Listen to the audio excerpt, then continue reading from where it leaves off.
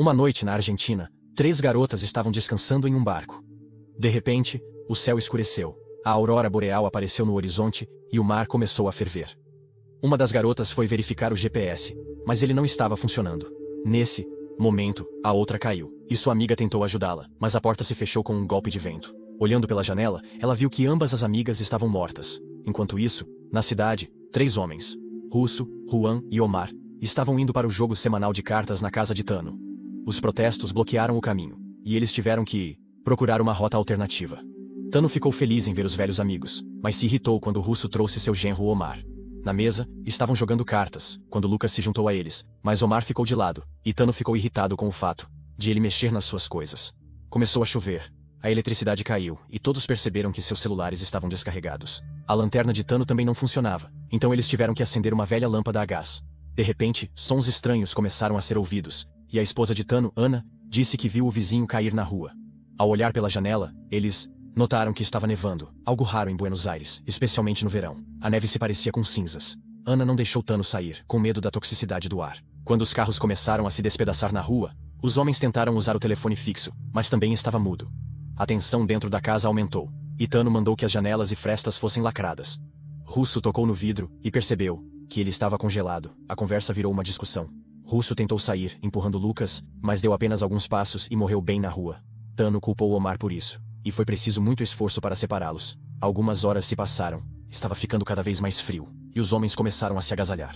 De repente bateram na porta da garagem e uma mulher gritava do lado de fora. Tano desconfiou que fosse uma armadilha, mas os outros o convenceram a ajudar. Com uma arma em mãos, ele foi com Juan abrir a porta. Uma mulher chamada Inga entrou, e Ana começou a cuidar dela. Enquanto isso, Tano e Juan passaram pela garagem até o carro. Havia um buraco no teto e a neve caía diretamente no escritório. Juan, se protegendo com plástico, entrou, pegou as chaves e voltou. Tano percebeu que a neve no chão estava mudando de cor. Eles tentaram ligar os carros, mas sem sucesso. Logo, viram que o vizinho ainda estava vivo. Eles tentaram sinalizar, com gestos para ele parar, mas ele olhou pela janela e morreu imediatamente. O mesmo aconteceu com sua esposa. Juan decidiu salvar sua família. Os outros o ajudaram a se enrolar com roupas e plástico, e Tano ofereceu uma máscara de proteção antiga. Juan recusou a pistola, mas antes de sair, Omar pegou a arma, exigindo a máscara. Tano rapidamente o desarmou, lembrando-lhe quem era o líder ali. Juan saiu e confirmou que a proteção funcionava. A neve não o matou. Caminhando pela cidade, ele viu centenas de corpos, de pessoas e animais. Buenos Aires estava coberta pela neve sinistra. Em um flashback, os moradores da casa estavam se reunindo antes da nevasca. De repente, a eletricidade caiu e um carro bateu na entrada principal. Ninguém se feriu, mas quando um dos homens saiu para verificar o motorista, ele morreu imediatamente. No presente, Juan continuava andando pela cidade, encontrando corpos por toda parte. Ele ouviu um assovio, mas não conseguiu identificar a origem. Logo, notou uma pessoa estranha seguindo-o e correu até perdê-la de vista. Então, ele encontrou uma estação com um trem congelado. Todos que tentaram sair morreram, mas dentro estavam os sobreviventes. Juan entrou, explicou que não podia ajudar e, ao abrir sua bolsa em busca de água, encontrou a pistola que Tano havia colocado. Ele entregou a água e foi embora. Mais tarde, Juan chegou a casa com o carro na entrada. Subindo as escadas, encontrou os sobreviventes. Alguns rezavam, outros discutiam. Na casa de sua ex-esposa, ele pegou um ladrão e, pressionando-o contra a parede, exigiu que dissesse onde estava sua filha. Ao ouvir os gritos, os vizinhos invadiram e perguntaram como ele tinha sobrevivido. Juan percebeu que havia neve sobre sua mão nua, mas ela não o queimava. Nesse momento, Helena apareceu, expulsou os outros e disse que sua filha, Clara, estava com uma amiga, mas desde então, não se sabia mais nada sobre ela. Helena se descontrolou por culpa, e Juan tentou confortá-la. Ela não sabia o endereço da amiga, apenas o nome, e Juan decidiu ir à escola para procurar informações. Quando ele tentou sair, os vizinhos bloquearam o caminho. Ele explicou que a neve era segura após a queda, se o corpo fosse totalmente coberto, mas eles exigiram que ele mostrasse a máscara. Foi então que Juan puxou a pistola. Eles foram liberados, mas logo começaram a persegui-los. Helena pediu ajuda à vizinha, mas ela bateu a porta na cara dela. Juntos, eles se esconderam em um apartamento vazio, barricaram-se e encontraram um corpo no banheiro. Helena começou a colocar várias camadas de roupas. Quando os vizinhos começaram a bater na porta, Juan abriu fogo. Depois, ele colocou a máscara em Helena e a mandou para uma escola. Ela pulou pela janela e sobreviveu, caindo em cima de um carro. Os vizinhos invadiram e Juan quebrou a janela, cobrindo a cabeça com um saco para assustá-los com a neve. Ele também pulou, mas perdeu a consciência. Enquanto isso, na casa de Tano, Ana queria fazer chá. mas Tano proibiu o uso da água da torneira, pois poderia estar contaminada. Os homens estavam selando as janelas e as barricando com tábuas. Inga, que estava com a pistola de Tano, confessou que tinha servido no exército. Ele devolveu a arma, e Inga disse que ia embora. Tano a impediu e disse que iria na frente, usando a máscara que ele mesmo fez. Ele pegou a bicicleta dela e percebeu que a lanterna comum não funcionava. Mas a que era movida pelos pedais estava acesa. Ele concluiu que apenas dispositivos antigos funcionavam, o que foi confirmado quando ele conectou o reprodutor à bateria. Depois disso, todos colocaram máscaras feitas à mão e foram para o corpo de bombeiros, onde encontraram equipamentos e máscaras. Juan acordou em uma trincheira e viu um flash de luz vermelha no céu. Era um sonho. Ele foi acordado. Helena encontrou os amigos deles e voltaram para buscá-lo em um caminhão. Tano informou que apenas motores antigos estavam funcionando. No flashback, mostraram como Inga, antes da nevasca, viu no telefone do irmão uma notificação sobre uma entrega. Como ele estava jogando futebol, ela se ofereceu para fazer a entrega, o que acabou salvando sua vida. O grupo se reuniu novamente na casa de Tano. Ele conectou o rádio à bateria do carro, mas ninguém respondia. Não importava qual onda ele sintonizasse. Começou uma discussão. Juan queria pegar o carro e ir atrás de sua filha, mas Tano era contra, achando que eles precisavam ficar juntos. Nesse momento, um homem com máscara de soldador entrou na garagem. Era o vizinho Benito. Ele pedia para pegar o carro, queria levar os suprimentos para os outros junto com seu amigo Roberto. Tano se recusou. Enquanto discutiam, Omar aproveitou a oportunidade, entrou no carro e foi embora. Logo, Benito também partiu. Tano admitiu que não confiava em Roberto. Havia uma briga entre eles. Omar estava dirigindo pela cidade e viu uma luz vermelha no céu. Ele se distraiu e, sem conseguir desviar dos carros que bloqueavam a rua, bateu em uma loja. Enquanto isso, Juan e Helena se equiparam e saíram à procura da filha. O primeiro carro que encontraram não pegou. Foi então que um caminhão com sobreviventes passou, e eles se esconderam até que o caminhão se foi. As pessoas do caminhão encontraram Omar e o tiraram de lá. Juan e Helena passaram a noite no carro. Na casa de Tano, todos ouviram os ladrões quebrando as lojas vizinhas. Ele continuava tentando se comunicar com alguém pelo rádio, sem sucesso. Na manhã seguinte, o casal conseguiu chegar à escola e entrou pela janela. Helena procurava o endereço da amiga da filha, enquanto Juan foi em busca de um carro que pegasse. Ele entrou na cabine de segurança, pegou as chaves e ouviu um apito familiar. Diante de seus olhos, a visão voltou. Luz vermelha, destruição, explosão.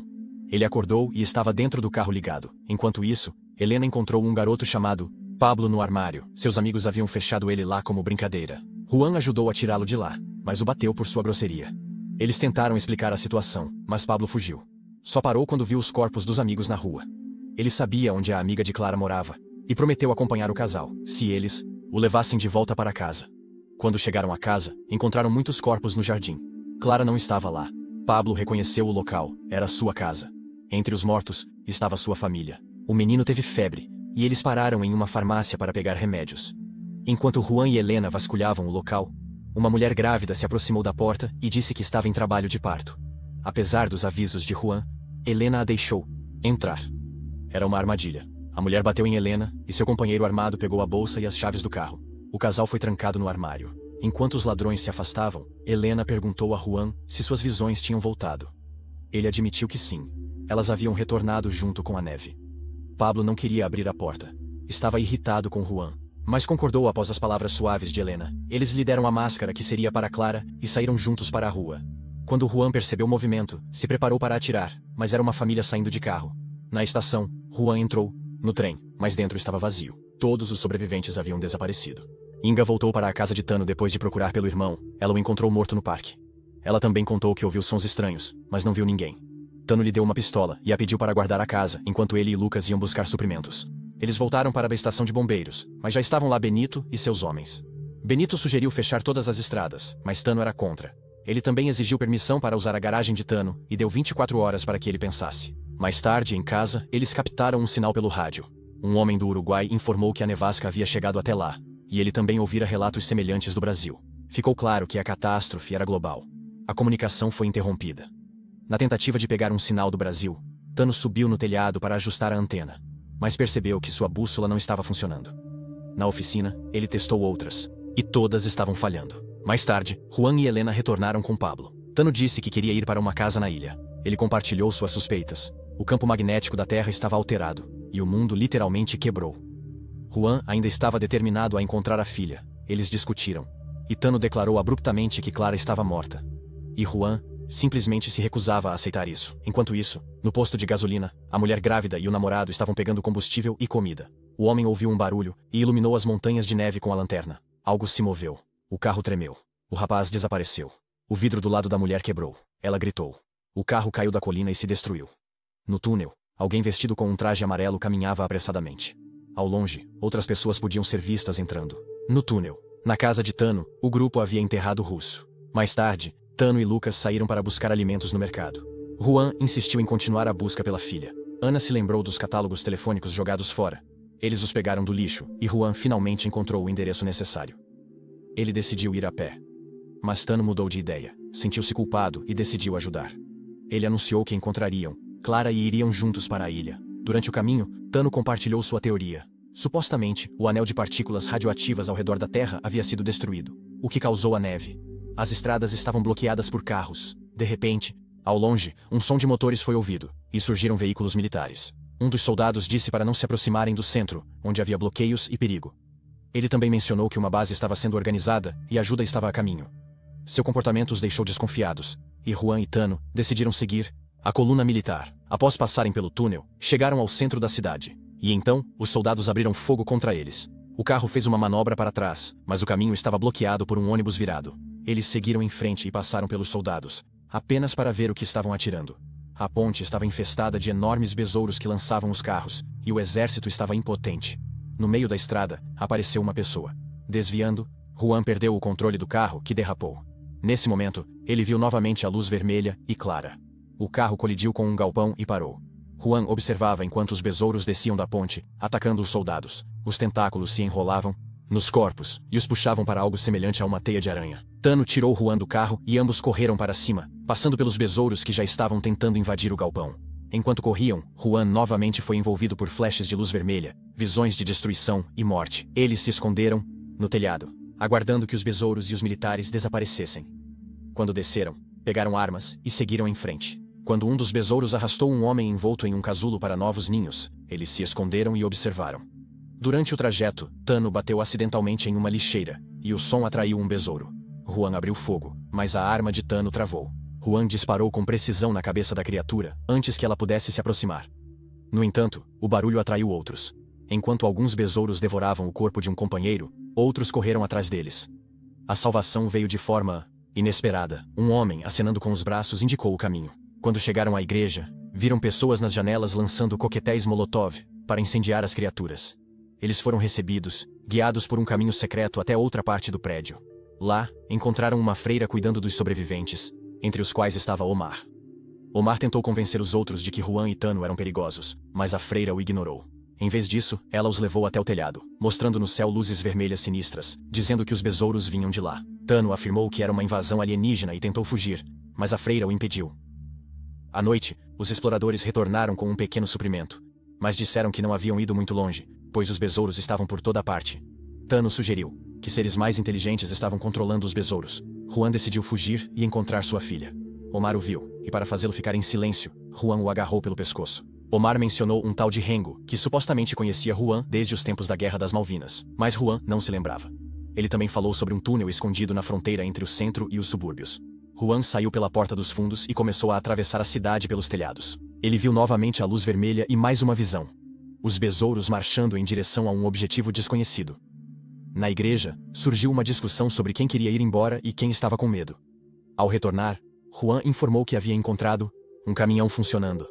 Decidiram que era hora de partir antes que fosse tarde demais. Enquanto todos se reuniam, Juan conversou com Rengo. Ele disse que ficaria com a freira para não atrapalhar os outros. Juan confessou a ele sobre suas visões. As cenas de destruição lembravam cenas de guerra, mas Rengo não sentia nada parecido. O grupo atravessava a rua com cuidado sob a luz vermelha. Um inseto passou por perto, mas não os notou. Ao chegarem à fronteira, a maioria se escondeu no ônibus, enquanto dois começaram a quebrar uma parede antiga, procurando por um túnel. De repente, o bebê de uma das mulheres começou a chorar, chamando a atenção. Felizmente, a parede cedeu e todos conseguiram se esconder. Juan ficou no ônibus com a mãe enquanto ela acalmava a criança. Nesse momento, os sinos da igreja tocaram. A freira e Rengo estavam distraindo os insetos. Quando todas as criaturas invadiram, eles jogaram gasolina na igreja e a incendiaram, morrendo nas chamas. Enquanto isso, o grupo atravessou para o outro lado e encontrou o caminhão. Quando tentaram movê-lo da pilha de sucata, um inseto apareceu e levou Tano. Um dos sobreviventes jogou uma granada de fumaça, e a criatura recuou. De cima da ponte, outros insetos estavam se aproximando. Juan abriu fogo enquanto os outros entravam no caminhão. Os monstros derrubaram uma placa de trânsito para alcançá-los, mas o veículo já estava indo embora. Ao se afastarem, viram a igreja em chamas atrás deles. Em uma nova visão, o jovem Juan estava participando de uma batalha nas Malvinas. Após uma grande explosão, ele perdeu a consciência e acordou pela manhã em uma trincheira cheia de companheiros mortos. Estava nevando, e o som de um apito podia ser ouvido. Quando saiu para fora, ele viu uma versão mais velha de si mesmo. Presente, Tano, Juan e Omar se separaram do grupo para voltar para a casa de Tano. O restante seguiu para a base militar. Dentro da casa, Juan ficou surpreso ao ver Clara dormindo no colo de Helena, exatamente como nas suas visões.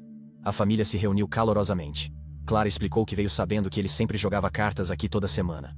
Logo, Roberto chegou com as pessoas de Benito. Eles ouviram falar dos insetos. Quando Tano confirmou os rumores e disse que iria embora, Roberto propôs uma troca. Sua casa sobre rodas em troca da casa e garagem de Tano. Ele acreditava que poderia lutar contra os monstros. O acordo foi rapidamente fechado. Quando todos estavam prontos para partir, Tano notou que o traje amarelo de Clara estava em seu barco. Na saída da cidade, quase colidiram com um carro desgovernado. No pier, descobriram que não havia água, e o leito do rio era um pântano sujo. No entanto, no balde de um pescador ainda havia um peixe vivo. Omar sugeriu que fossem para o acampamento, mas Juan e Tano decidiram primeiro ir para o norte procurar por água. Se não encontrassem, revisariam o plano. Antes de partir, Tano verificou o barco. Na estrada, eles viram o mesmo carro destruído. A família dentro estava morta, baleada. Acordaram Clara e perguntaram onde ela tinha conseguido o traje e a máscara, mas ela não se lembrava. Algumas horas depois, chegaram a um grande shopping onde pessoas estavam se abrigando. Decidiram ficar para a noite. Enquanto todos se acomodavam, Juan confessou a Lucas que o retorno de Clara parecia falso para ele. Lucas acreditava que era apenas estresse. Durante o jantar, as pessoas conversavam e dançavam, mas Juan se sentia deslocado.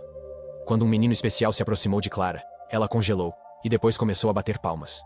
Os pais a levaram para a tenda. Helena sugeriu que fossem para o acampamento militar, talvez lá pudessem ajudar Clara. Mas Juan lembrou que não podiam ir lá. Nesse momento, Tano chegou. Ele não encontrou o barco, mas encontrou o diário de bordo com a assinatura de Clara. Enquanto isso, Lucas procurava por álcool e ouviu sons estranhos do outro lado da parede. Na manhã seguinte, a neve havia parado, e as pessoas estavam felizes com o sol. Enquanto todos celebravam, Tano verificou a bússola e percebeu que os polos haviam trocado de lugar. O sul agora era o norte. Foi quando Ana notou. Lucas havia desaparecido. Enquanto Tano e Juan o procuravam, um carro se aproximou. 3 pessoas mascaradas saíram do veículo e abriram fogo repentinamente. Começou o pânico. As pessoas correram para dentro. Juan e Tano entraram em combate. Juan fez um disparo certeiro e matou um dos atacantes. O outro procurou na lixeira, encontrou alguns adolescentes, mas passou por eles. Juan se escondeu e atirou no terceiro. Seu corpo caiu pela vitrine. Sob a máscara, estava uma mulher com um colar, mãe de 3 filhos. Helena prestava socorro aos feridos, incluindo aquele mesmo menino. Nesse momento, Lucas voltou com os militares. Ele disse que os encontrou na estrada. Quando Tano perguntou como ele chegou lá, Lucas não conseguiu responder. Mais tarde, Tano inspecionou a casa sobre rodas, que havia sido danificada na troca de tiros. Todos os sobreviventes foram evacuados em caminhões militares. Quando estavam na estrada, Lucas apontou o local onde foi resgatado pelos soldados. Ele não se lembrava de como chegou ali e culpava o álcool que havia bebido na noite anterior. Durante a viagem pela cidade, notaram que a água havia voltado ao rio. Enquanto isso, o terceiro atirador conseguiu escapar. Ele se esgueirou pelo esgoto, mas os besouros não o atacaram. Pelo contrário, abriram caminho, como se o reconhecessem. Mais tarde, Juan teve um sonho novamente. Ele estava vagando por um shopping e encontrou sua mãe, que ele próprio havia matado. Ela disse que ainda vivia em sua mente e pediu para que ele não parasse de procurá-la. Ao acordar, ele se viu em uma base militar, onde os soldados estavam ensinando os sobreviventes a atirar. Uma manhã, o sargento chamou Tano, ao saber que ele era engenheiro, e pediu para consertar o rádio. Mas quando Tano percebeu que teria que fazer isso no centro da cidade, ele recusou irritado. Mais tarde, ele contou a Juan que os militares planejavam atropelar o muro na fronteira com um trem e enviar um sinal da torre de rádio. Lucas ia participar, e dizia que isso ajudaria a salvar muitas vidas. Ele falava de forma ríspida, e os amigos perceberam que algo não estava certo com ele. Enquanto isso, novos sobreviventes chegaram à base, incluindo Roberto. Ele contou a Tano que Benito e sua gangue haviam morrido. Juan sugeriu irem para a ilha, mas Tano e as esposas estavam contra, pois a ilha poderia ser insegura, e Clara precisava de ajuda médica. Durante a noite, Juan não conseguia dormir e saiu para dar uma volta. Ele percebeu que 2 pessoas o seguiam. Um deles era engenheiro, e contou que havia uma estação nas proximidades. Se conseguissem consertá-la, poderiam ir até o centro em segurança e enviar o sinal. Mas precisavam de Tano para fazer isso. Na manhã seguinte, os adolescentes fizeram uma despedida para o menino falecido com deficiências. Depois disso, Tano, Juan, Omar, Pablo, Inga, Lucas e mais algumas pessoas se juntaram aos soldados. Depois de atravessarem o rio, encontraram os trilhos de trem e seguiram a pé. Aviões militares sobrevoaram. Quando chegaram à estação, a equipe começou imediatamente a consertar o trem. Enquanto os soldados vigiavam os arredores, os outros se ocuparam dos preparativos. Quando o trem partiu, ninguém notou a mulher armada observando-os da torre de água. No meio do caminho, Pablo e parte dos soldados desceram para guardar a fronteira. Logo o trem se aproximou do muro. As vibrações acordaram os besouros, mas a equipe se manteve firme. Juan começou a cantar para animar os outros. O trem colidiu, com o bloqueio de carros criando uma nuvem de poeira e fumaça. Todos estavam felizes e tossindo. No centro da cidade, eles saíram com a bateria, e os besouros não os seguiram. Aviões destruídos estavam perto. O grupo se dividiu. Alguns foram para a torre e outros para os aviões. Nas caixas, encontraram foguetes, e Inga, um mapa que indicava o estádio.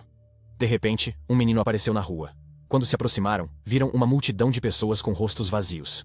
Na torre, Tano instalou o rádio, e o soldado transmitiu a mensagem: a resistência está viva, todos os sobreviventes devem se dirigir para Campo de Maio, lá haverá um refúgio seguro.